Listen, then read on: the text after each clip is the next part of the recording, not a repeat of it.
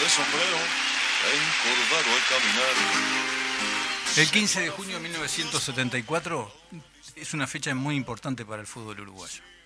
A ver, recuérdela. Si bien el 16 de julio de 1950 lo es, Me paro.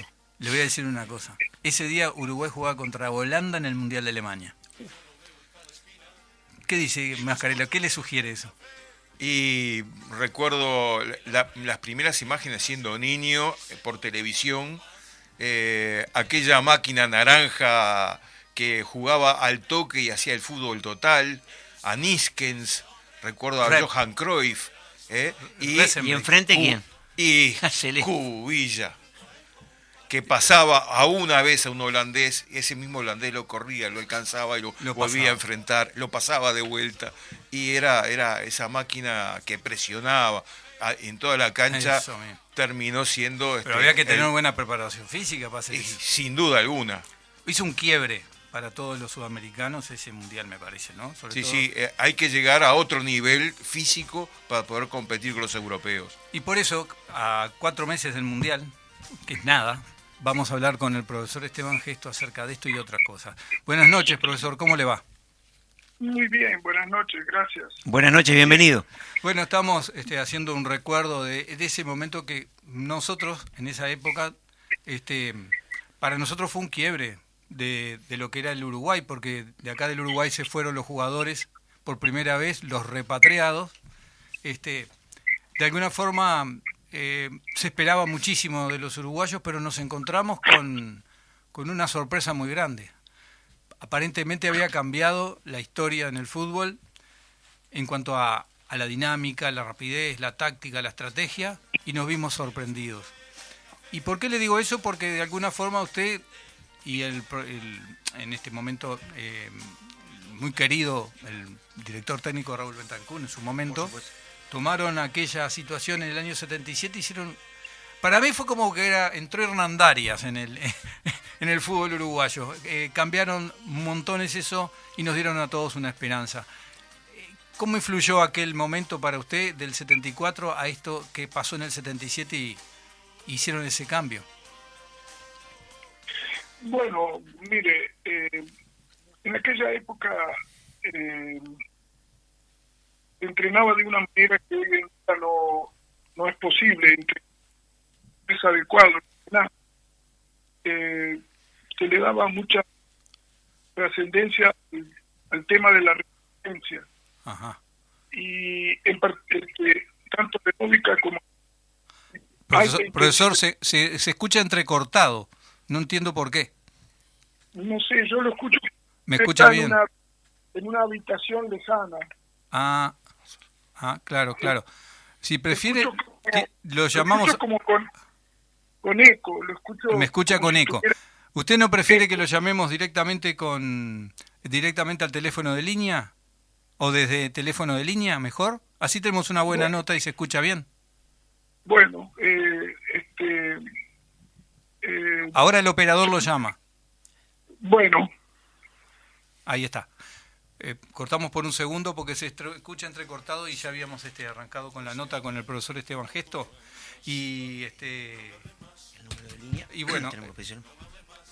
como estaba diciéndole, entonces, estamos hablando un poco sobre el tema de este cambio que se dio diametralmente. El fútbol cambió. La preparación física pasó a ser prácticamente, siempre fue importante, ¿no? ¿Se acuerdan de Alberto Langlá, otros profesores? Pero el gran cambio, creo que para toda la generación, fue ver cómo se podía correr los 90 minutos, como se dice ahora, el palo. Porque es lo que nos demostró sistemáticamente Holanda. Uh-huh. Y nos quedó a todos ese partido, porque yo creo que cualquier persona que haya visto ese partido lo recuerda perfectamente. Sí, y incluso en los enfrentamientos después vimos que Alemania estaba corriendo igual que Holanda. Exactamente. Ahí no le sacó diferencia. No. Ahí termina con una media vuelta de Gerd Müller y que se gana el campeonato. Claro, pero lo que vos decís es cierto. Ya era una teoría una teoría del entrenamiento que ya estaba también en Alemania, ni hablar, la tecnología, y también vimos en Suecia, nos tocó Suecia, Bulgaria, Polonia, esa Polonia que apareció de golpe también, Y bueno, ¿volvemos a la nota? Hola, profesor. No, todavía no. Bueno, entonces ese cambio se dio y en el 1975 Uruguay sale campeón sudamericano. Increíblemente sale campeón sudamericano por otra revolución. En Nacional entra Héctor Iñárritu. ¿Se acuerdan? Sí, cómo no. Esa selección, yo recuerdo perfectamente. Ya nomás te digo 4 nombres, así te vas a acordar enseguida. Juan Ramón Carrasco. Sí. Rodolfo Rodríguez, Villazán, De los Santos, Darío Pereira. Por decir, Revetria. 5 nombres. Bueno, los Pero- puso todos en ese sentido. El Nacional lo despertó. Peñarol tenía un Pierres, al Pico un Pierres, el tío de Claudio Pierres. Sí, de Claudia, de la jueza. Estaba también Antunes y otros jugadores. Pero, sin embargo, no habían logrado todavía ese cambio. En el 77 sí Uruguay logra el cambio. Hacen un scouting generalizado de todo el interior y logran traer algunos de los jugadores más increíbles, como que todo el mundo los conoce. Rubén Paz, Aralegui, etcétera, etcétera. Profesor, ahora sí tenemos la nota con usted. Perfecto, Ahora no sí. sé si usted me escucha en forma correcta. Sí, correcto. Ahora sí. mucho mejor, sí. Sí, bien de bien. Bueno, retomamos. Entonces estamos hablando un poco de ese gran cambio que ustedes toman en el 77, una situación distinta, ¿no? Ya había, como que cambia la teoría del entrenamiento, me da la sensación, porque nos encontramos con una Europa completamente distinta a lo que se esperaba en el 74, ¿no? Lo que pasa es que en aquella época se priorizaba que el jugador corriera, la resistencia. En la época actual se prioriza lo neuromuscular, la fuerza explosiva, la agilidad, la velocidad. La teoría del entrenamiento, fíjese que en 40 y algo de años ha cambiado totalmente.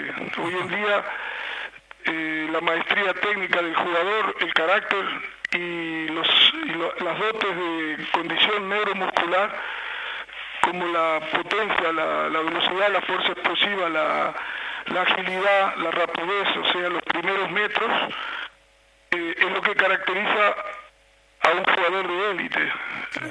Antiguamente corríamos muchos kilómetros y el fútbol no es un deporte de carrera continua como la maratón, como el remo, como la natación, como el ciclismo. El fútbol es un deporte intermitente donde hay que arrancar, frenar muchísimas veces durante un partido, cambiar de dirección, acelerar, desacelerar, saltar, aterrizar, en fin, es otra cosa de lo que se hacía hace 40 años. Sin embargo, había un hecho que hoy sería imposible. Los jugadores de 20 años estaban aquí. Claro. Y los jugadores de 20 años eran full time. Claro. Nosotros los teníamos todos los días a disposición en mañana y tarde, y vivían, se alimentaban y vivían en una concentración acá en Montevideo después de haber hecho 2 recorridas gigantes por todo el interior de más de 20 días. En la primera cruzada quedaron 12 jugadores del interior. Ajá. Y 7 debutaron en el partido inaugural en Venezuela. Mire. Y Lo podemos 7 lo más que el resto lo del podemos equipo, recordar. 7 más que 4, valga la redundancia. Claro. Quiere decir que la participación de Montevideo y del interior, aunque claro, el origen de muchos jugadores era lógicamente, como ahora, un porcentaje alto también del interior. Aunque siguen habiendo diferencias bastante pronunciadas entre la capital y el interior, desgraciadamente. Claro. Y en eso habrá que trabajar ahora. Para recordar un poco que la gente del fútbol recuerda muchísimo los nombres de los jugadores. ¿Cuáles eran esos jugadores que usted dice que habían quedado del interior? Bien, vamos a cometer alguna injusticia, ¿no? Y bueno, Sí, obviamente. Silva de Durazno, Ajá, Viera de Florida, ajá, que era arquero, junto con Alves. sí, Después Hugo de León,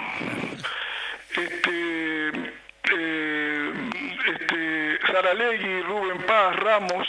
ajá. Qué nombre, ¿no?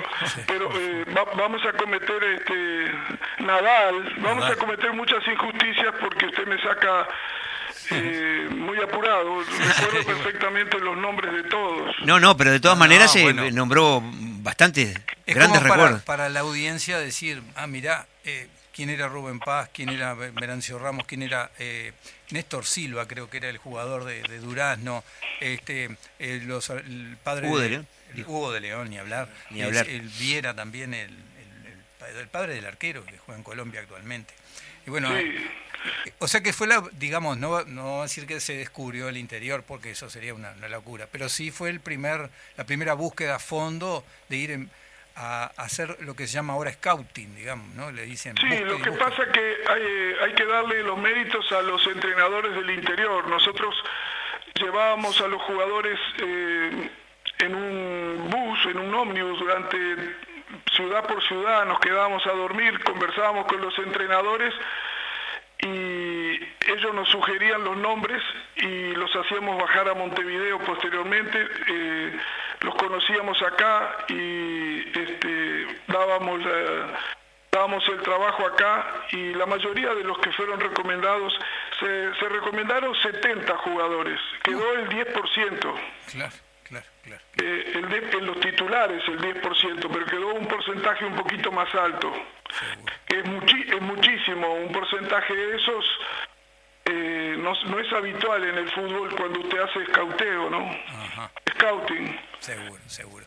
Ahora, respecto de aquella época y de la, digamos, por decirlo de alguna forma, revolución del entrenamiento al día de hoy, y rápidamente nos venimos al 2022, a pocos meses de iniciar una alta competencia como es supercompetencia, diría yo, del Mundial de Qatar. ¿Puede darse una sorpresa de ese punto de vista técnico, estratégico, táctico, físico, o ya es imposible por el tema de las comunicaciones? Porque aquel cimbronazo de Uruguay a esto de hoy, donde estamos con la información totalmente parece al día, también puede haber alguna desinformación que genere algún cambio, ¿no? Más que la falta de información en aquella época, puede haber hoy una estrategia de comunicación hasta en eso, en el fútbol, y podemos tener una sorpresa, o estamos siguiendo una línea que ya la estamos viendo por televisión, y bueno, no creo que se vaya a dar demasiada sorpresa. ¿Usted se refiere a todos los equipos que van a participar de Qatar? Exactamente. Yo creo que no hay sorpresas, son generaciones, ¿no, verdad? Ajá. Hay generaciones, por no hablar de lo de ahora, que no me corresponde a mí, por ejemplo, juzgar Brasil, Argentina, Uruguay, Francia, Inglaterra, Alemania, que siempre es animador. Hay generaciones, por ejemplo, Brasil en el año 70, Jairzinho, Pelé, Carlos Alberto, es decir, son Riveliño, son generaciones que a veces se dan, como hay generaciones que a veces no tienen ese nivel. Yo creo que entre los 15 primeros de la lista FIFA, de ranking FIFA, puede haber alguno que también hay veces que influye el calendario. Es decir, después de la segunda vuelta, en vez de tocarle con uno de los candidatos del Mundial, le toca con uno de los más accesibles, y usted accede prácticamente a las semifinales. Claro. Es decir, el Campeonato del Mundo está organizado de una manera que favorece a los cabezas de serie, indudablemente, Claro. pero por antecedentes, por una cantidad de razones. Y lamentablemente hasta por razones económicas también, de convocatoria. Y porque hay una parte comercial que no nos podemos cerrar los ojos en este momento. Claro. Entonces yo creo que grandes destaques individuales, pero todo el mundo se conoce, porque actualmente los sistemas que hay, que son bastante costosos por otra parte, usted puede saber en 5 minutos en el ordenador o en el teléfono celular toda la historia de cada uno de los jugadores anterior y actual, y qué está haciendo y cuántos partidos jugó, cuántos minutos, cuántos pases gol, cuántos goles hizo, qué lesiones tuvo. O sea, y usted puede ver un partido que se está jugando a la misma hora lejísimo en el mundo, lo puede observar y es analizado por todos los cuerpos técnicos de todas las selecciones mundialistas, por supuesto, porque el 100% de las selecciones mundialistas tienen ingenieros analistas que son especialistas y que tienen programas de análisis de datos. Claro. Entonces ya el fútbol pasó a un nivel de estudio, de análisis, que es insospechado, que la gente no se puede imaginar la cantidad de cosas, no solo que corre, cuánto sprinta, sino que cuántos pases de gol dio, dónde jugó, todo, lo técnico-táctico, lo físico-atlético, hasta lo psicológico, porque los partidos se pueden observar en su totalidad. Claro. Usted no tiene por qué estar en el horario del partido. Usted lo mira, si lo quiere mirar de madrugada y analizarlo, lo puede analizar de madrugada. En cualquier país del mundo. Es verdad.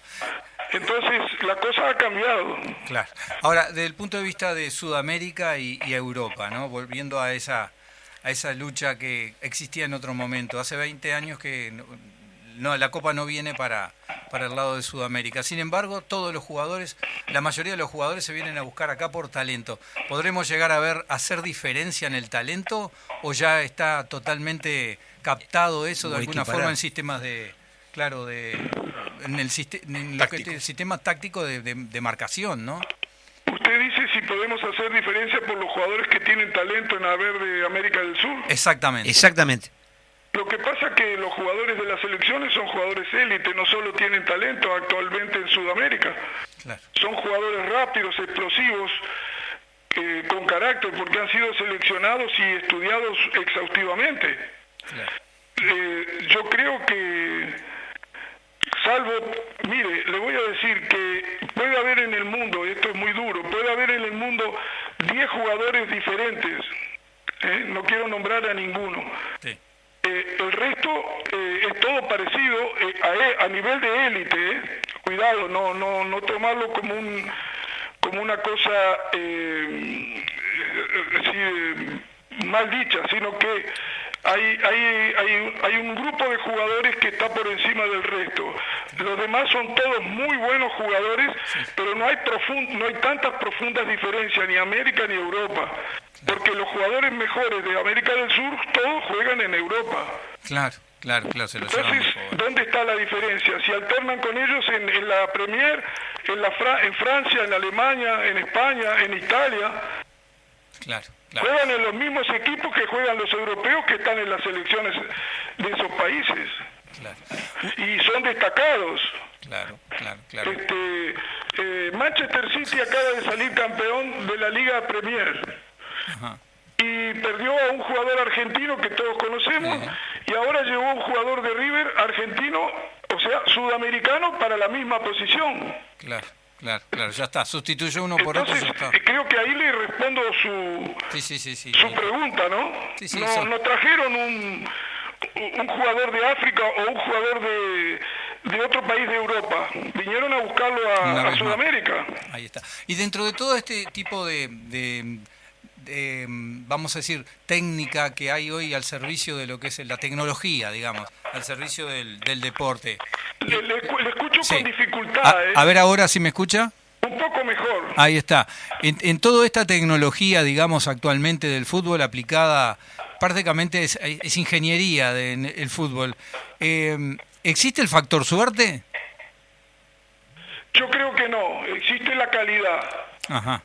Yo creo que la suerte no, la calidad, o sea, un jugador que le pega 2 veces en el palo no tuvo la calidad de colocarla. No creo en eso de la suerte. Ajá. Tenés que tener suerte, y peor aún todavía con el VAR ahora. Claro. Ahora, por ejemplo, recordemos aquel partido donde Holanda y Argentina, y Holanda en un momento pega la pelota en el palo, después viene el gol de Kempes. Sí, bueno, pero no fue capaz. Yo estaba en el partido. Sí, por eso. 78. Sí, 78. En el estadio de River pegó la pelota del lado del aeropuerto, en el palo que da sobre el mar. Pero eso no es mala suerte. Usted dice que no, que es una cuestión. No, yo creo que no. No es tan fácil, o sea, no es un factor la suerte. Yo creo que el factor calidad, el factor técnica, maestría técnica. Ajá. temperamento, carácter, una cantidad de cosas influyen. Ahí está. Bien. Y no sé si ustedes quieren hacer alguna pregunta, muchachos. Luis. Desde el punto de vista del biotipo actual del fútbol, usted ha hecho estudios básicos incluso desde la época de los uruguayos del 24, del 28, del 30. Hemos cambiado como conformación física, el uruguayo es más alto. ¿Cómo podemos definir que si viene una persona del exterior y dicen, bueno, queremos llevar un uruguayo porque juega muy bien, pero el uruguayo, ¿qué tiene que tener? Unos 77, un 80. Aquellos uruguayos de aquella época eran campeones del mundo, campeones olímpicos. Estos de ahora, ¿qué diferencia hay desde el punto de vista físico? Le escucho con dificultades, pero le escucho. Sí, está. Hay como un eco. Hay un eco. Bueno, la pregunta concreta es, en el biotipo del jugador uruguayo, ¿qué ha cambiado de aquellas épocas? Pues estamos hablando hace 100 años prácticamente, ¿no? Pero eran campeones. El biotipo del futbolista a nivel mundial ha cambiado. No le podría responder la pregunta exhaustivamente. En la época en que salieron campeones, que eran unos fenómenos, los uruguayos, trabajaban también, como el caso del capitán de Nasasi, trabajaba en una marmolería. Eran personas muy fuertes, pero yo creo que ha cambiado el biotipo a nivel mundial. Si usted ve los videos en la televisión de los partidos, que hay un programa de Argentina que pasan los partidos de hace 15 años, 10 años, es verdad, sí. Y usted ve las piernitas de los jugadores y ve la ropa de los jugadores y lo compara con los jugadores de la Premier o de las ligas importantes de Europa, verá que hay una diferencia a nivel de poder físico. Claro. Lo único en el fútbol que no ha cambiado, lo único es la técnica, la maestría técnica. Todo lo demás ha cambiado. El buen jugador técnicamente y la maestría técnica sigue siendo la misma. Hace 60, 70 años, 80 años. Los jugadores habilidosos, caso Iniesta, caso Messi, caso Pelé, caso Maradona, caso el famoso jugador del Barcelona, el holandés, Cruyff. En fin, los uruguayos habilidosos, que no quiero nombrar a ninguno porque no quiero hacer diferencias, siempre fueron con una riqueza técnica increíble. Eso no ha cambiado. Lo que sí ha cambiado es el atleticismo, es la importancia de la fuerza y de la potencia. Fíjese ahora en el Mundial, el tórax, el tronco, los brazos, y fíjese ahora que está en Oregón el Campeonato Mundial de Atletismo, fíjese los grandes velocistas de 100, 200 y 400 metros, cómo son. Claro. Si solo tienen piernas o tienen un tronco muy bien formado, unos brazos muy poderosos, porque se corre con el tronco y se corre con los brazos, no se corre solo con las piernas. Claro. Es la manera de frenar el movimiento de rotación del cuerpo, porque corremos con el brazo contrario a la pierna que va adelante. Claro, ese es el movimiento de envío. Es decir, lo que ha cambiado es el atleticismo, pero no ha cambiado la maestría técnica, que es súper importante. Y lo otro que queda por destacar es la inteligencia táctica, lo cognitivo. ¿Por qué una persona está 100 milésimas de segundo delante de otro que está jugando al lado de él y él como que adivina la jugada, la lee antes de todo y hace pases magistrales? Entonces eso, lo cognitivo, la inteligencia táctica es súper importante. Algunos jugadores la tienen y no precisan el poder físico, como el caso de Iniesta, cuando jugaba. Entonces, vea cuántas cosas no han cambiado y otras sí han cambiado. La parte de maestría técnica, la inteligencia táctica, el carácter no ha cambiado. Lo que ha cambiado es el atleticismo, nos guste o no nos guste. Todo el mundo ahora habla de intensidad. Todo el mundo habla de los recorridos a alta intensidad, todo el mundo habla de cuántos sprint, cuántas carreras de alta intensidad hizo. Como la jugada, por ejemplo, del francés Mbappé en el partido contra Argentina cuando le cometen penal, 38 kilómetros por hora. Oh, por Dios. Claro, está muy claro. Profesor, estamos en las 21 horas y 35 minutos, nuestro tiempo es escaso, da para hablar muchísimo. Yo lo convoco, si no fuera muy complicado, por otro viernes, yo lo vuelvo a llamar, si no es problema para usted, porque esto como que queda por la mitad, cuando hay montones de preguntas para hacerle, así que le hago la última, que en realidad no es una pregunta, sino el cierre. ¿Alguna cosa que usted quiera agregar que de repente dentro de esta nota considere que puede ser útil para que la audiencia lo escuche? Y cerramos por hoy. No, solo le digo que han cambiado muchas condiciones y hay que reconocer que han cambiado. Es muy difícil que las generaciones de jugadores permanezcan en el Uruguay. Claro. Es muy difícil. Y en el fútbol, a pesar de que yo soy defensor de un proceso de trabajo, de un transcurso, de un transcurrir, sobre todo con los jóvenes, que es lo que he estado haciendo en los últimos tiempos, no es posible, no es fácil poder sostener a los jugadores en nuestro país. Claro. Y la magia de un trabajo no existe la magia, existe el trabajo y los buenos jugadores. Con buenos jugadores y con un trabajo bueno usted puede hacer cosas. Si no, no existe la magia. Podrá trabajar 3 veces al día, colocarle un balón de almohada al jugador, claro, en vez de una almohada, pero la riqueza de todos esos factores que hemos hablado son los que deciden en la cancha. Y le voy a decir una cosa, sí. Siendo preparador físico de toda la vida, en el fútbol lo que decide es lo técnico-táctico, no hay duda. Y la importancia de lo técnico-táctico es prioritaria. La especificidad, el fútbol. No podemos comer cuento de correr o de empujar o de pegar o de lo que sea. La maestría técnico-táctica es la que decide los partidos. Ahí está. Bueno, cerramos entonces, profesor, agradeciéndole todo su tiempo y bueno, de alguna forma solicitándole que de repente en otra oportunidad podamos volver a llamarlo, porque hay muchísimos elementos que han quedado por el camino de historia, de realidad actual, yo qué sé, mil cosas que el fútbol da y que creo que es la persona adecuada para que nos instruya a todos y a la audiencia. Bien, yo no lo demoro, le agradezco muy especialmente a Bogliolo, a González Bogliolo, que es de mi tierra.